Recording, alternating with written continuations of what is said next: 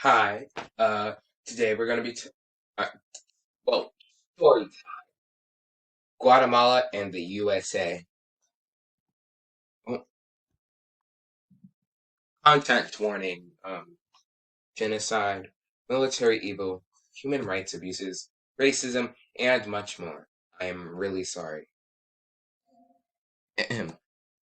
Keep in mind these names: Alliance for Progress, United Fruit Company, International Railways of Central America, CIA, the USA, Taiwan, and Israel.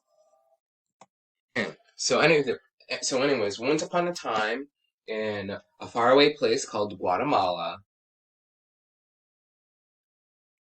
or it was known as Guatemala, it was part of the Mayan Empire. Uh, so basically, Spain came one day and toppled that over and enslaved the indigenous people. Um, yeah, that wasn't good. That wasn't good at all. So eventually, some revolutions happened, a brief stint with being part of Mexico, and some other stuff. And let's just get to like the 20th century. I'm going to speak in general before I start giving dates. Eventually, so eventually, um, basically, out of the ashes of a bunch of stuff, uh, this system of oppression that came around uh, in Guatemala was basically this.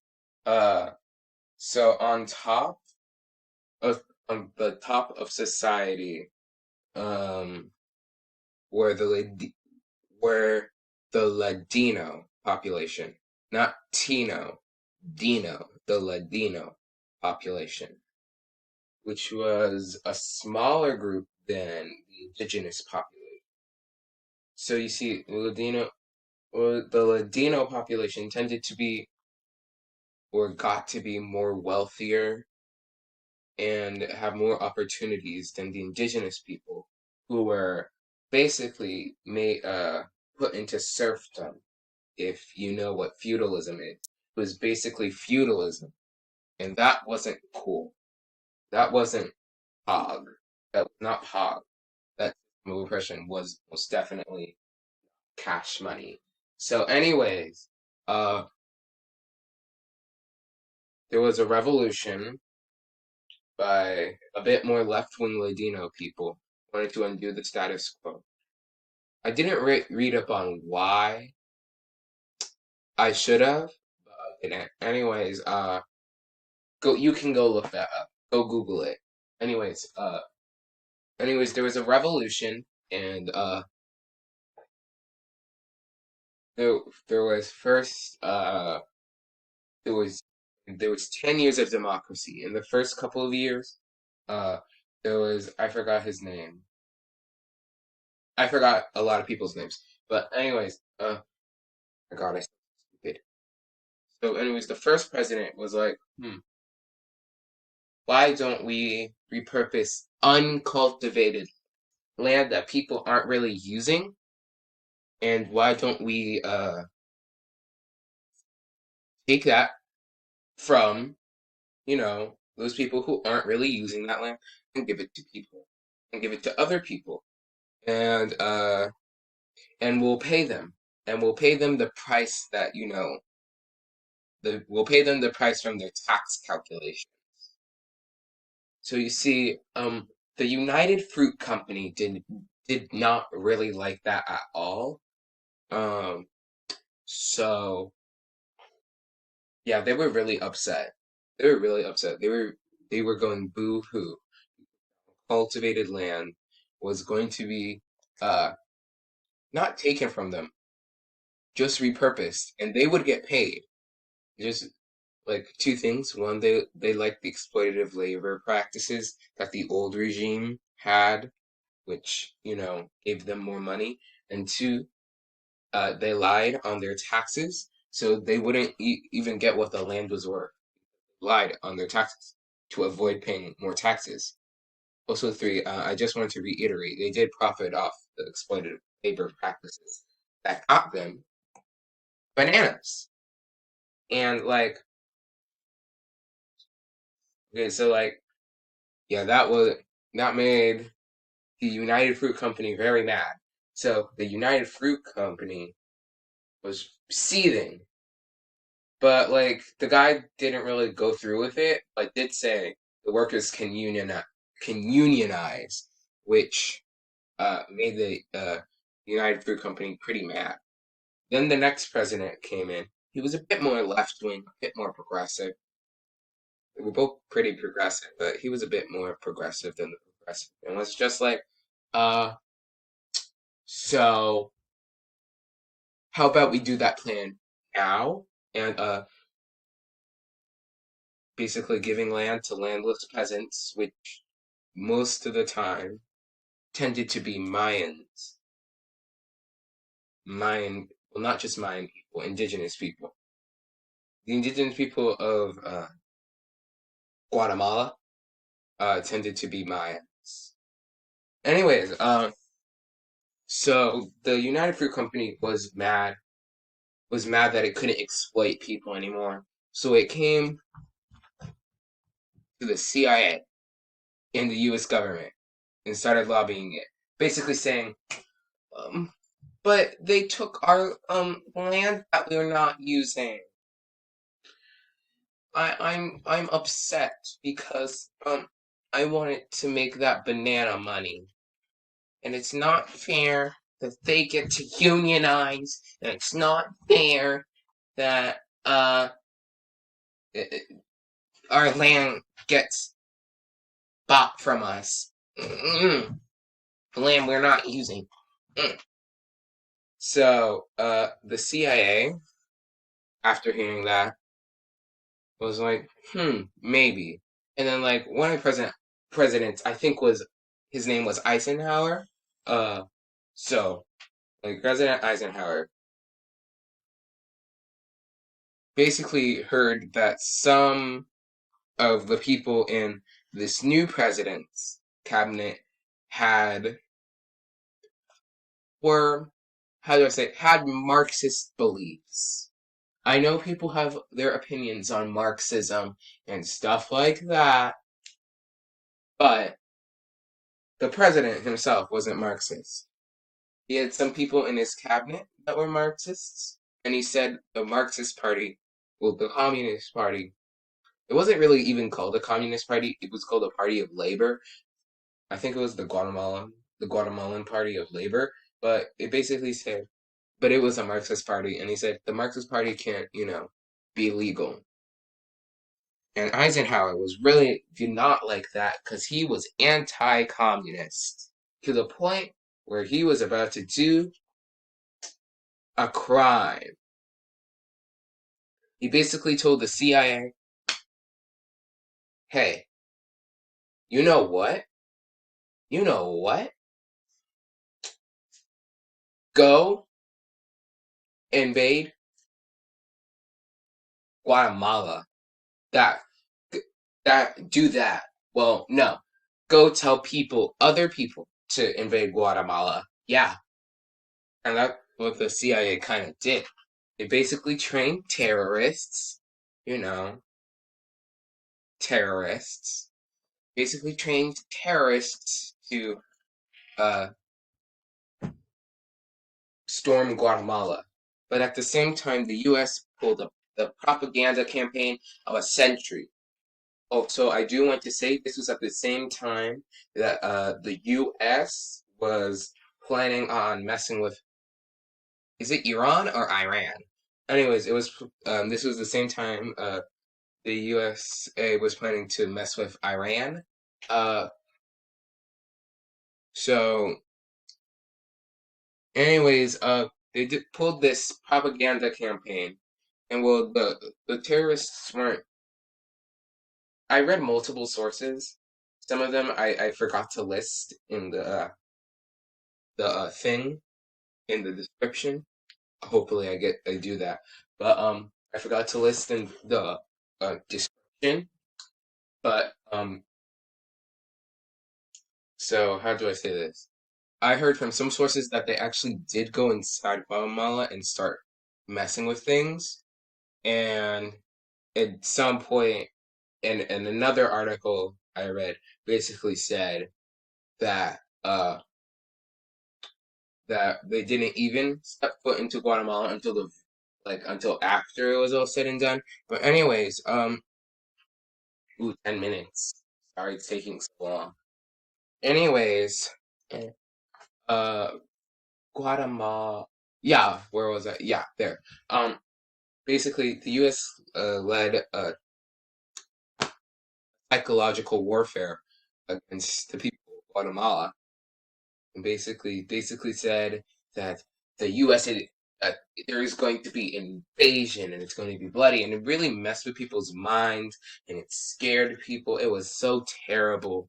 And eventually, the president of Guatemala resigned, and in came the military dictatorship, which was not good, to say the least. Uh, so I'm gonna stop this video right here.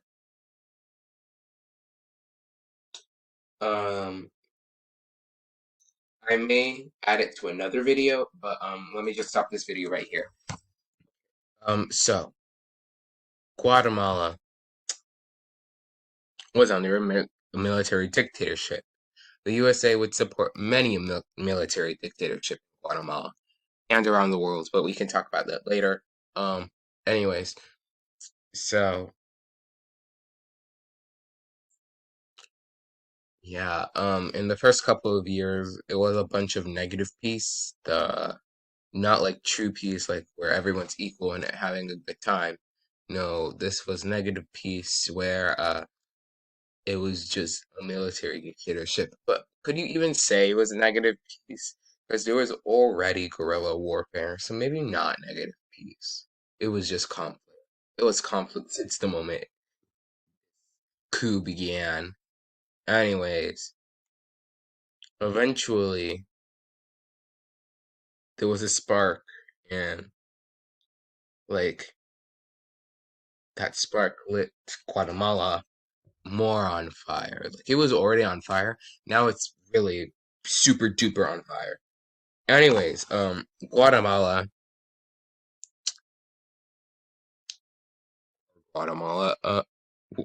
was sent into a civil war, and the two factions at that point were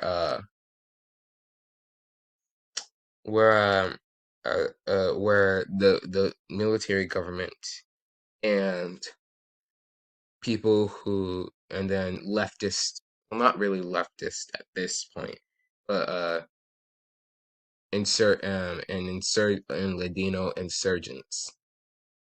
Mayan people, well, the indigenous people, shouldn't just say Maya people, but the indigenous people kind of felt left out, and it was really a sense of apathy, like back to the same old.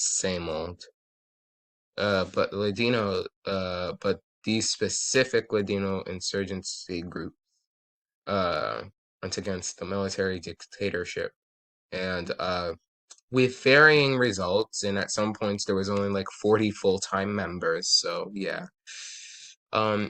But as the USA got more involved, and like it kept being military coups upon military coups, and eventually the civilian government, because there was in place another civilian government, it was hardly a democracy. It was not free and fair elections. Guatemala wouldn't have partially free and fair elections until uh the late 90s, very late 90s and early 2000s. So anyways, so yeah, as military coups kept going on, and as under different regimes, the USA got more and more involved. It kept funding Guatemala's uh, torture programs because they were torturing, the military was torturing people. disappearing people. It was terrible, terrible. It was committing human rights atrocities by this by the hour. Like every hour, it was committing some different atrocity, disappearing people, crushing political dissidents, and kicking my indigenous people off the land. Not cool.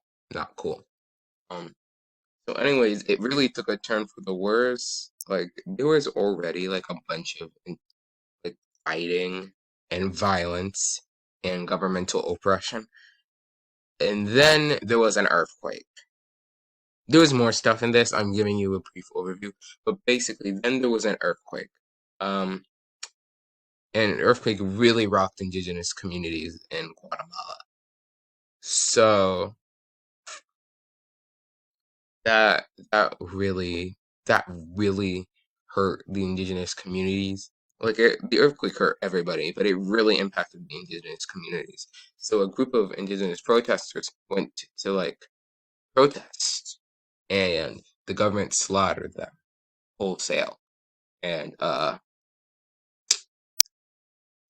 that really that really sparked another fire. Like at this point, there's like three fires going on. Like it's insane. So, anyways, and this also didn't help with, this also didn't help. You know, when oil was found in Guatemala, and oh my gosh, and Guatemala was being used for livestock production.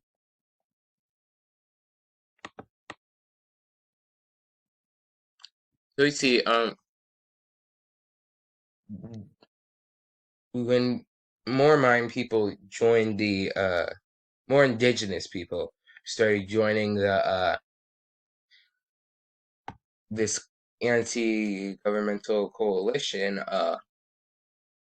that really made the government been more anti-indigenous people than it already was. It was already kicking indigenous people off the land so that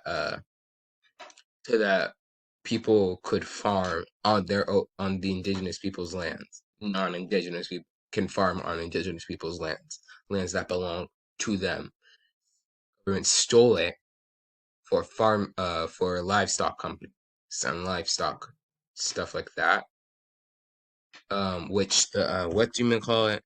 The Alliance for Progress help, you know, keep going.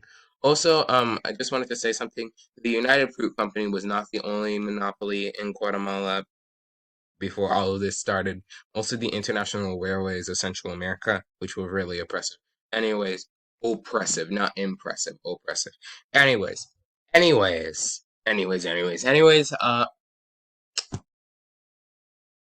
So these companies were in the government was already kicking off indigenous people from their own land, stealing it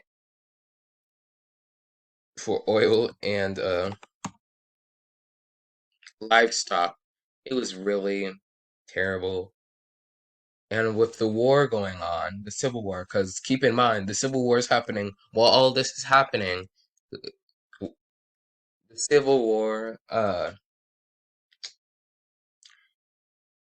let's just say they took a scorched earth policy. And let me just say they took a scorched earth policy. They destroyed farms, they destroyed homes, they destroyed anything. Any village that was seen as in a village that supported, the insurgency against the government. So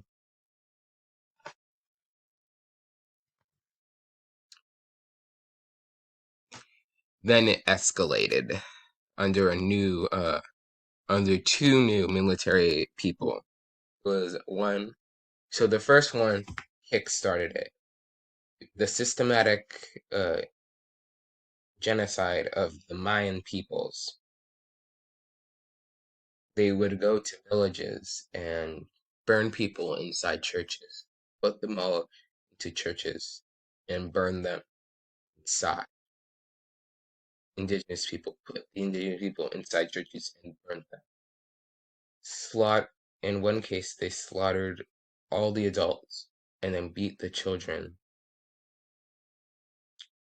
with, beat the children against the wall till death.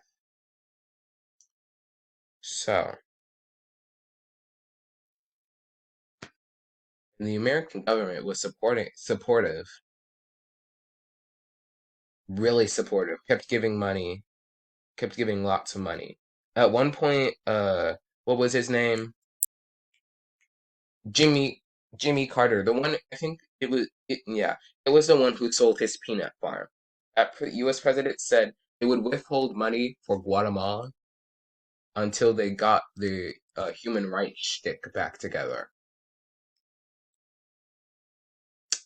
But the CIA still secretly gave Guatemala money to commit its mass murder, and so did the countries of Israel and Taiwan. Keep giving uh, this genocidal government more money. And I read one source and it said Argentina, but I'm not sure about that. But I read two sources and they said Israel and Taiwan in the CIA secretly. But the CIA also secretly helped them. And then all that Jimmy Carter hemming and hawing was for naught when Mr. Reagan, I think it was, yeah, Jimmy Carter's the president before Reagan, right? Yeah. Then Reagan came along and resumed his evils, resumed paying Guatemala's evils outright. Though I did read an article saying that butt heads. They did butt heads occasionally about the human rights abuses, but never enough to stop funding Guatemala. All in the sake of stopping communism. Mm. Anyways, uh, the USA kept going and funding this regime that ended up killing thousands of people and sending tens of thousands fleeing to Mexico. Um, this is It's a shame. It is honestly a shame what happened. It was honestly a shame. Um,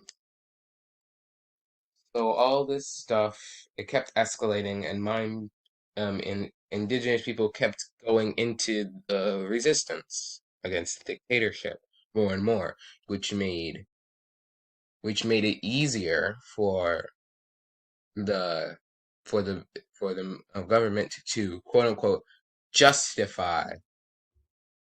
I'm doing air quotes in real life. Justify their village slaughter. Went after villages that were basically deemed to be insurgent and support rebellion. And those villages were. It didn't really matter if their villages were neutral or the villages were openly fighting, slaughtered them.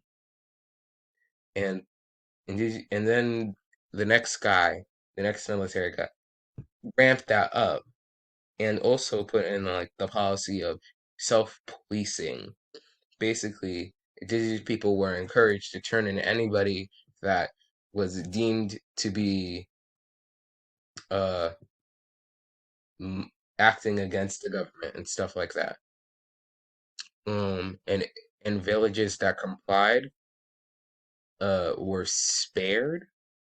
Well, no, well, sometimes spared, and villages that didn't were burned down. Um, yeah.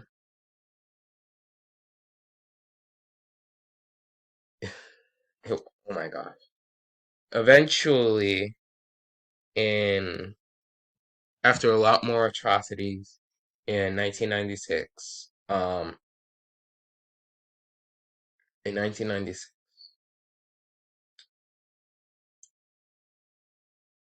the war stopped. Okay, so in the 1990s, there started to be peace talks. This coincided with the decline and eventual fall of the Soviet Union. In the 1990s, there were peace talks. In 1996, the Civil War was done, completed, over, and Guatemala was severely damaged. And before you're wondering, where did all, like, there were, like, what happened to the Guatemalan economy, if you're wondering that. Um, yeah, that thing was destroyed. That thing was, like, destroyed, like, years ago. Like, years. Like, literal decades ago. Like, that thing was dropped from a building, and it smashed open. Um, so, uh, I'm running out of time.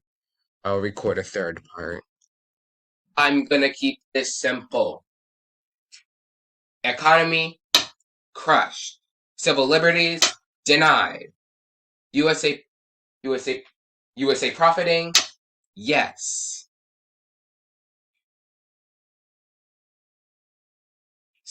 Inequality? Still there. Hotel? Trivago.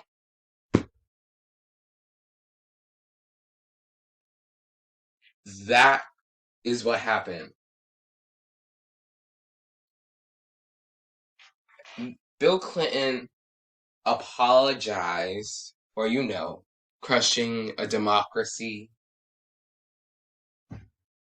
the core, and, well, he didn't start the program of crushing the democracy.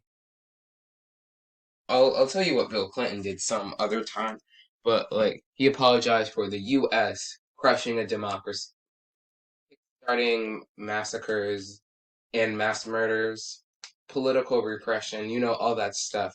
The U.S. totally didn't keep doing that to other countries. No sirree, Bob. Anyways, aside from the U.S.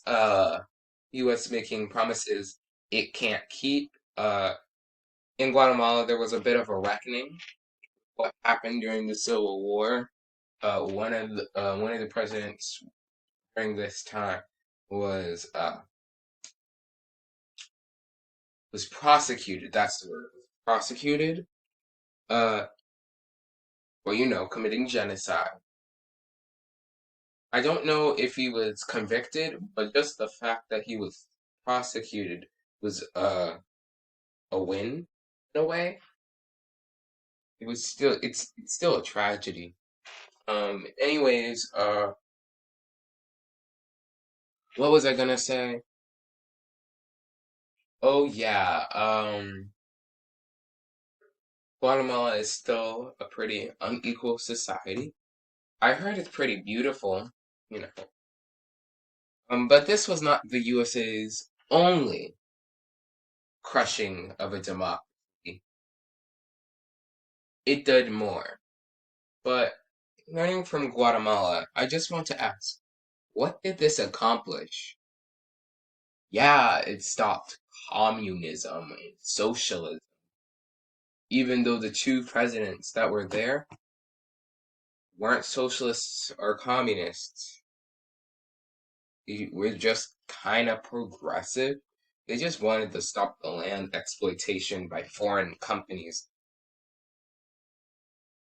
They weren't like, yeah, the second one e- um legalized the Labor Party in Guatemala. But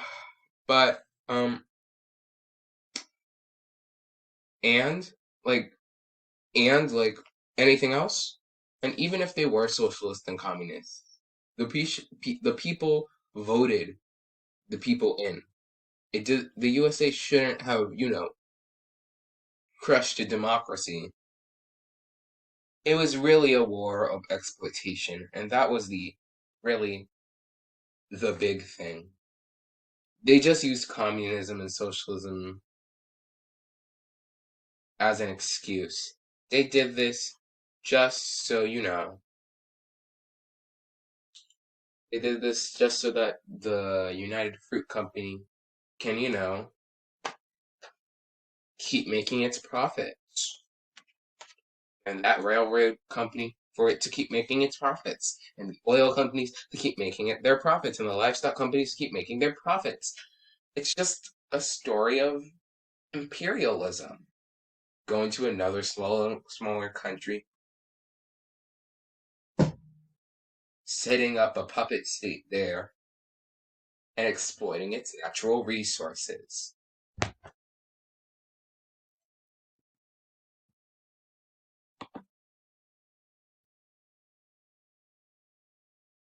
The CIA is very mean to foreign countries. This is a trend that goes on a lot. A lot. So, yeah, it quote unquote stop communism and socialism. But there was other ways to do that, and the US shouldn't be meddling in another election. This period, the revolution from, the revolution from the first dictatorship was in 1944. The military coup that ended it was in 1954. Ended the Guatemala Revolution and a lot of hopes for change. And the military coup ended in the military coup. The new military dictatorship ended in 1996. Guatemala became functionally a democracy. Guatemala became a democracy. So, yeah, that's what the U.S. did. Specifically, like the CIA. The CIA turned terrorists. Um, Here are my sources. This is not all my sources. The bottom three are like the pictures I use. Uh, these are just two of the sources that I use to refresh my memory on the topic. There's plenty more out there. You can I tried to post these in the description, including the photo links. Go check out the photo artists. They seem cool. I just took each one of the photo artists are here. The two of the sources I use are there. Um, and yeah, the USA was really sucky to Guatemala. And as a USA citizen, I just want to tell the people of Guatemala, sorry. Sorry we for a while the military dictatorship's over, but we're sorry for a while. We kind of crushed hopes and dreams of a free and fair society. Um, and yeah, sorry for all of that that I talked about. Anyways, this story time is over. Um, go read up on this subject, and maybe I'll make another video about this. Who knows? Uh, bye. Have a nice day.